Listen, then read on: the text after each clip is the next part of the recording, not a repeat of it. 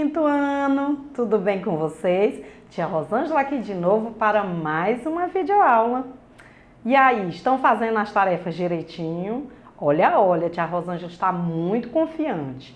Eu confio muito no potencial de vocês. Tenho certeza que vocês estão atentos, prestando bastante atenção e vão aprender tudo que a gente está passando aqui para vocês. Ok? Hoje nós vamos fazer a retomada com a correção das atividades da aula anterior. Lembra do que falamos na aula anterior? Isso mesmo, falamos de ângulos e giros. Estão lembrados? Ótimo! Então pegue seu material, senta aí bem pertinho da tia para a gente começar a nossa correção.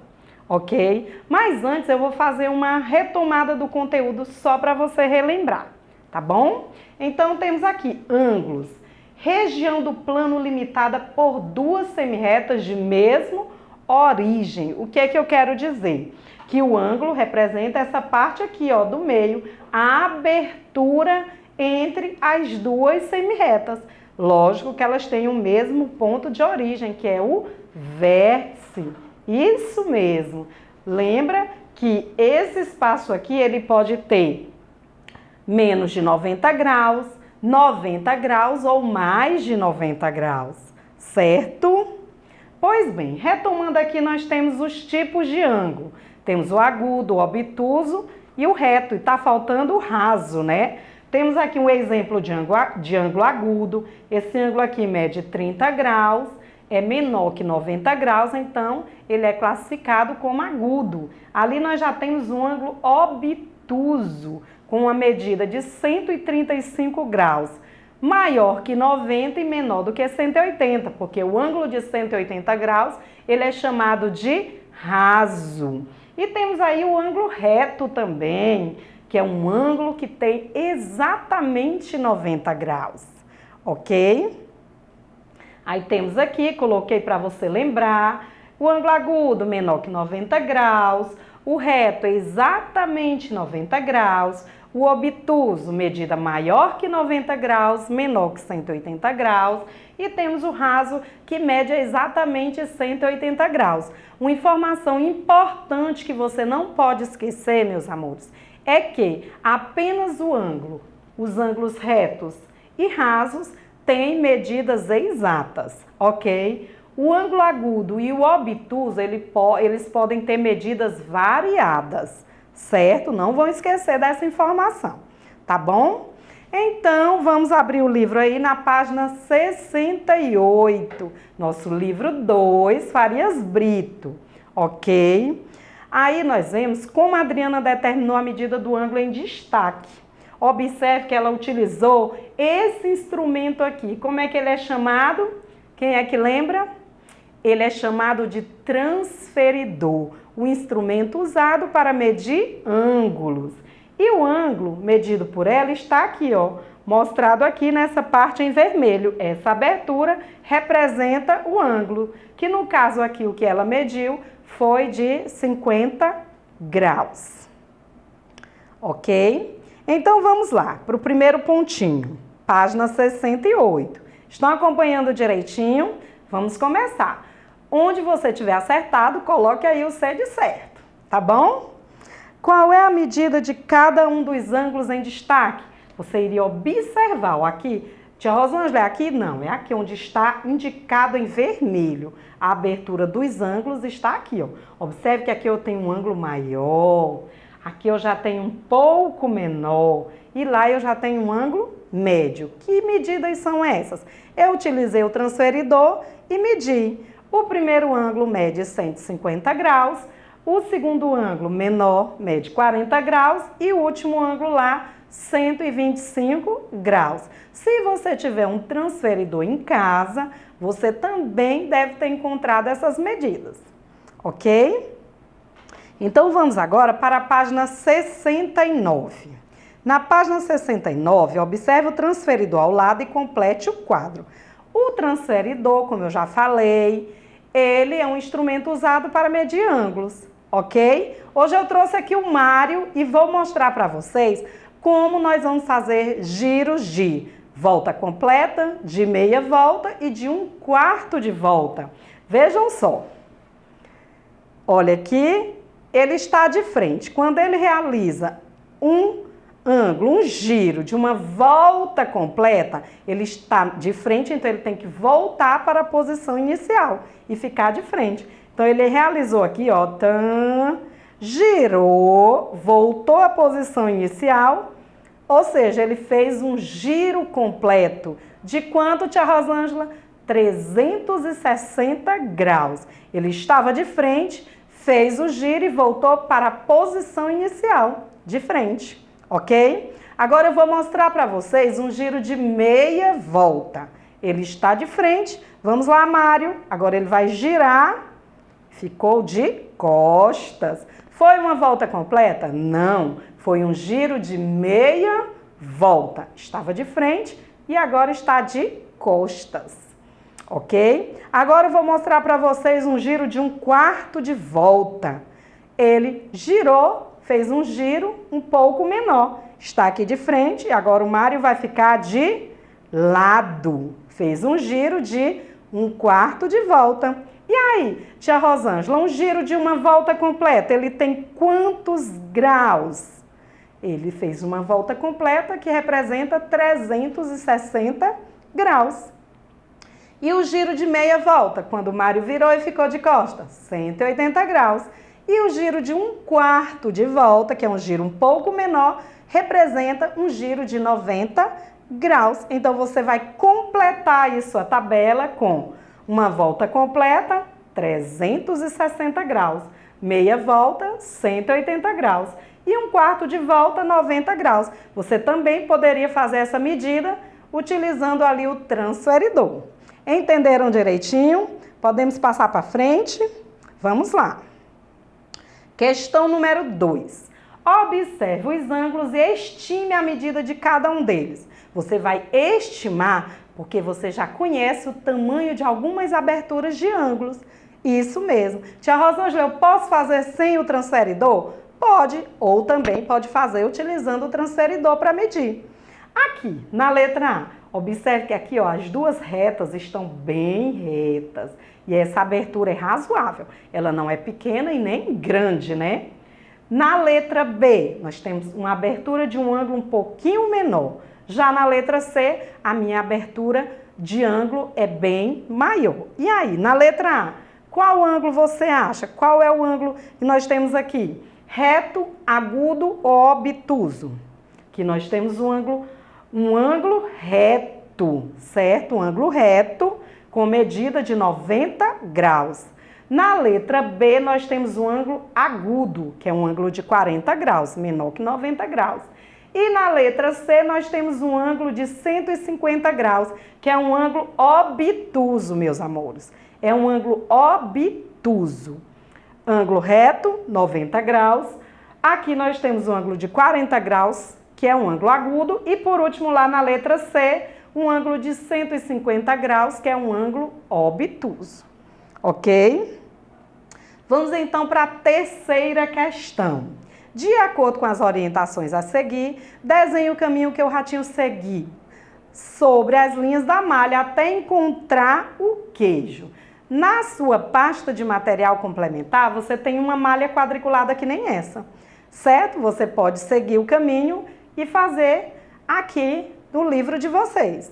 Aqui nós temos, ó, caminho seguido pelo ratinho. Olha as dicas. Andou um lado de quadrinho à frente. Ele estava aqui e ele andou para frente. Depois girou 90 graus, um giro de 1/4 de volta, à direita e andou 3 quadrinhos, ó, 1, 2, 3. Depois girou 90 graus para a esquerda com um lado. Então esse foi o percurso que o ratinho fez. Essa foi fácil, né? Pois bem, então agora nós vamos para a página 70, na classificação dos ângulos. Nós já sabemos que os ângulos eles se classificam em reto, agudo, obtuso e raso. Não se esqueça dessa informação. Temos aqui então, observe os ângulos destacados. Cada um dos ângulos destacados no retângulo é chamado de ângulo reto. Tá aqui os 4 ângulos e todos eles são retos. Eles são retos, gente, então qual é a medida deles? Isso mesmo, exatamente 90 graus. Agora, observe os ângulos que Roberta representou com canudinhos e responda. E aqui? Aqui nós temos o quê? Uma abertura pequenininha, que representa o quê? Um ângulo reto, um ângulo agudo ou um ângulo obtuso? Aqui eu já tenho uma abertura razoável, né? Nem tão grande, nem tão pequena. E por último lá eu tenho uma abertura total de 180 graus.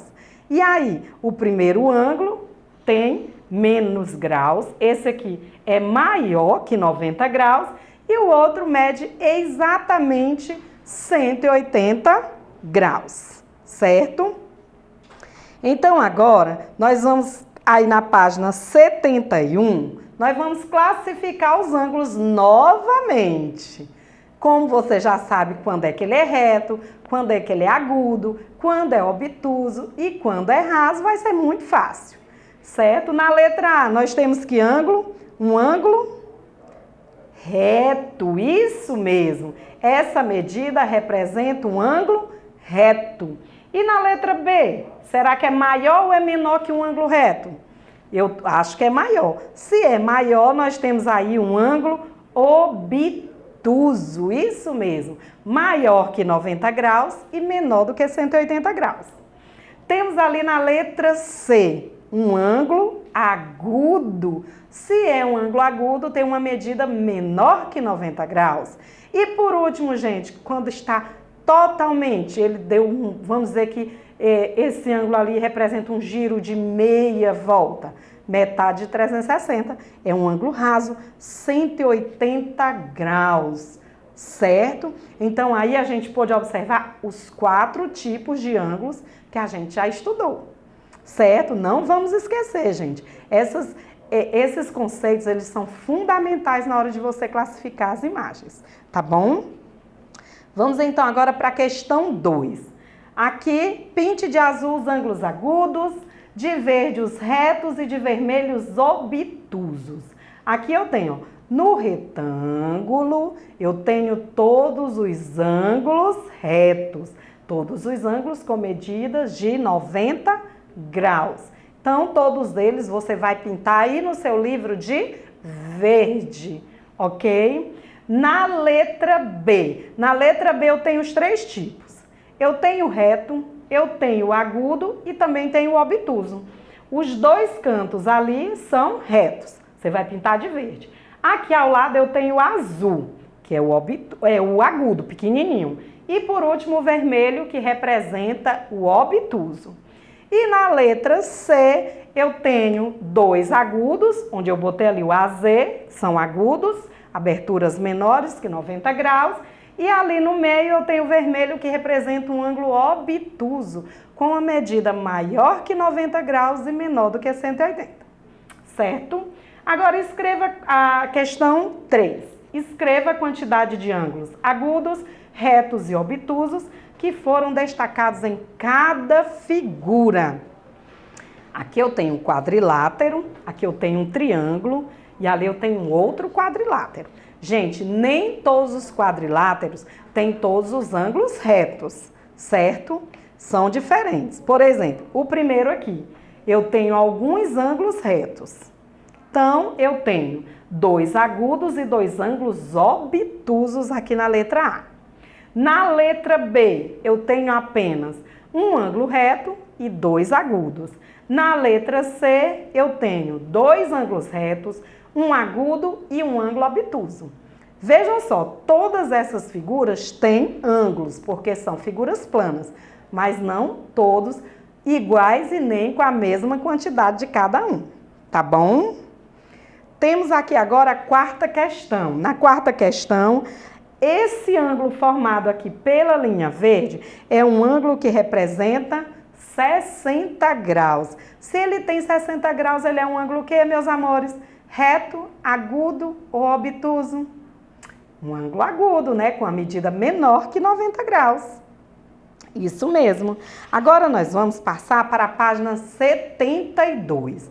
Na página 72, nós vamos trabalhar com tabelas, gráficos e tabelas. Nesse gráfico, eu já até expliquei em aulas anteriores, que quando a gente vai observar um gráfico, analisar um gráfico, a gente tem que saber do que se trata, certo? O assunto que está sendo explorado nesse gráfico. Vejam só. Clóvis é o dono de uma loja que vende modelos de poliedros. Ali eu tenho poliedros, né? Temos pirâmides, temos vários poliedros ali. Veja o gráfico de linha que ele construiu para mostrar a quantidade de modelos vendidos a cada mês. Aqui embaixo eu tenho os meses do ano, de janeiro a dezembro. E aqui ao lado eu tenho a quantidade. Sem fazer conta nenhuma, já dá para você perceber qual foi o poliedro que foi mais vendido, qual foi o menos vendido, não é mesmo? Observe que em janeiro nós tivemos uma venda muito grande, 350. Já em junho e julho nós tivemos uma venda igual, 50 apenas. Então, observando esse gráfico, é possível a gente entender que, primeira pergunta, na letra A, em qual mês Clóvis vendeu mais modelos? Gente, não precisa nem fazer continha, basta observar o gráfico. Pelo gráfico nós podemos afirmar que em janeiro houve a venda maior, né, que representa 360 graus, ok? Na letra B, em que mês ele vendeu menos? Teve um mês aí que foi vendido menos. Qual foi? Foram 2 meses, em junho e em julho, que foram vendidos apenas 50 unidades de cada. Então, em janeiro vendeu mais, em junho e julho vendeu menos. E na letra C, nós vamos completar os dados. Observe que nós vamos trabalhar aqui com período de 3 meses, ou seja, trimestre. No primeiro trimestre, nós vamos somar quantos poliedros foram vendidos em janeiro, fevereiro e março. Então, nós vamos somar 350 mais 300 mais 250. No segundo trimestre, nós vamos fazer novamente uma continha, só que aqui, ó, abril, maio e junho, ok? Então, temos aí, analisando esse gráfico, nós podemos observar que no primeiro trimestre foram vendidos 900 poliedros e no segundo trimestre 500 poliedros. Vamos então para a letra D. Sabendo que no primeiro trimestre Clóvis vendeu apenas modelos de cubo e no segundo apenas modelos de pirâmides, quantos foram vendidos? Foram vendidos 900 cubos e 500 pirâmides, porque você já somou, ok? E na letra E, quantos modelos foram vendidos no primeiro semestre? Então, nós vamos somar 900, quantidade de cubos, mais 500, que foi a venda do segundo trimestre, que dá igual a 1.400 modelos de poliedros. Certo? Foi muito fácil interpretar esse gráfico, né? Até porque ele é um gráfico de linhas, bem fácil de ser explorado, tá bom? Então, agora nós vamos para a questão 2, página 73. Esse gráfico também temos que observar as quantidades. Ele fala sobre o quê, gente? Da quantidade de carros lavados. José fez um gráfico para mostrar a movimentação na primeira semana de fevereiro de 2018. Em seu Lava Rápido, veja ao lado. Aí está aqui o gráfico. Vejam só. Segunda-feira, 20 carros lavados. Terça, 40. Quarta, 40. Manteve. Na quinta-feira, 60 carros. Na sexta, 80. No sábado, 120. E no domingo, 100. Observe que segunda, terça e quarta o movimento é menor, ok? E no final de semana é bacana, o movimento sobe bastante. Então, José resolveu fazer uma promoção, vejam só. Ele deseja fazer uma promoção para ter 20 lavagens a mais por dia nas segundas, terças e quartas-feiras. Nesses dias, José cobrará apenas R$ 8,00 por lavagem. Vejam só, ele diminui o valor da lavagem para ter um aumento na quantidade e também melhorar os seus lucros. Quero que vocês organizem essa tabela. Quem não organizou ainda no caderno, organize sua tabela assim. Vejam só, o ganho diário atual, quanto é que ele ganha por lavagem? No caso, a lavagem a R$ 10,00. Na segunda-feira, ele fatura R$ 200,00. Na terça, 400. Na quarta, 400. Como é que eu vou descobrir esses valores, tia Rosângela? Multiplicando a quantidade de lavagens vezes o valor da lavagem. Então, sem promoção, ele consegue, durante esses 3 dias, juntar R$ 1.000, ok? Agora, nós vamos construir uma tabela com a quantidade na promoção, que são 20 lavagens a mais, só que com um preço menor de apenas R$ 8,00. Então, ganho diário previsto na promoção. No caso, com a lavagem, a R$ 8,00. Vejam só, agora nós vamos multiplicar a quantidade que nós temos no gráfico mais os 20. Multiplicamos por 8, né? Que é o valor da lavagem em promoção. Então, na segunda, ele vai conseguir juntar R$ 320,00. Na terça, R$ 480,00. E na quarta, R$ 480,00 também. Observe que durante a promoção, ele conseguiu faturar muito mais do que nos dias normais. Vejam só, com a promoção ele consegue R$ 1.280. Então, essas duas tabelas são importantes você anotar no caderno para você entender onde é que ele está ganhando mais, certo? Aí na letra A você vai construir essas tabelas com esses valores. Na letra B diz assim: com a promoção, qual é o aumento em reais esperado nos ganhos de segunda a quarta? Vejam só, de segunda a quarta, ele consegue, é esperado um aumento de R$ 280,00. Por quê? Sem a promoção, ele junta R$ 1.000. Com a promoção, R$ 1.280. Então, é uma diferença bem razoável.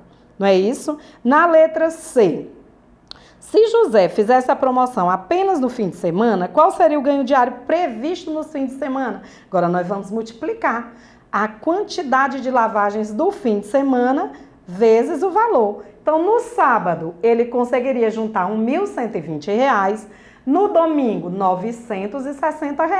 Só no sábado e domingo, gente, ele já consegue juntar R$ 2.080. Ele faturou bem mais do que os dias normais, segunda, terça e quarta, e do que na promoção. Não é isso? E na letra D, o que você acha? Observando os dias, segunda, terça e quarta, normais ou na promoção, o que você acha que é mais vantajoso? Isso mesmo, é mais vantajoso fazer a promoção de segunda a quarta, porque ele vai estar lucrando, já que no final de semana ele já consegue um faturamento bacana. Então, na letra D, fica assim. Como você não pode se reunir com um colega, então anote aí no seu livro. É mais vantajoso fazer a promoção de segunda a quarta-feira, certo? Na terceira questão, nós temos aí uma situação problema. Vejam só. Laís fez 4 avaliações de geometria, cada uma com 10 questões. Veja o quadro abaixo, o total de acertos de Laís em cada uma dessas avaliações. Preste atenção, de acordo com a avaliação do conteúdo e a quantidade de acertos. Você pode montar um gráfico para mostrar os dados que nós temos aqui nessa tabela. Então, como é que você vai fazer? Vou lhe dar uma sugestão de resposta. Ó, primeira avaliação, o conteúdo era poliedros e corpos redondos. Ela acertou 5, foram 5 acertos.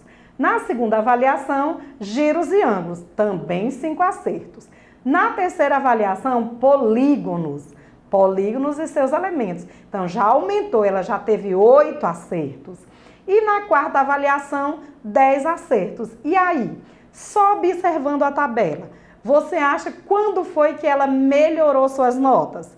Então, você vai construir um gráfico aí no seu caderno ou no papel quadriculado, na malha quadriculada que nós temos lá na pasta complementar, e um gráfico mostrando o desempenho de Laís, ok? Depois de montar, você vai escrever uma conclusão, você vai montar um texto dizendo onde foi que ela melhorou, certo? E qual foi o conteúdo, a partir de qual conteúdo. Observe que na terceira avaliação, ela já deu uma melhorada nos acertos.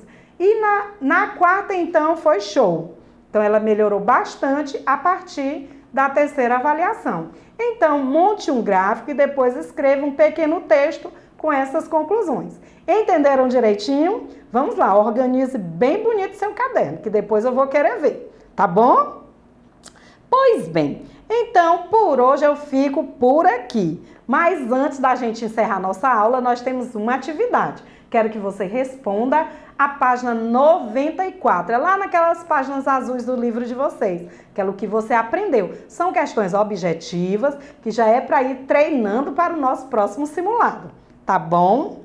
Então, meus amores, o sucesso é a sua meta. Siga em frente, sempre. Um excelente dia. Por hoje eu fico por aqui. Foi muito bom estar com vocês. Um grande beijo e até a próxima aula. Tchau, tchau!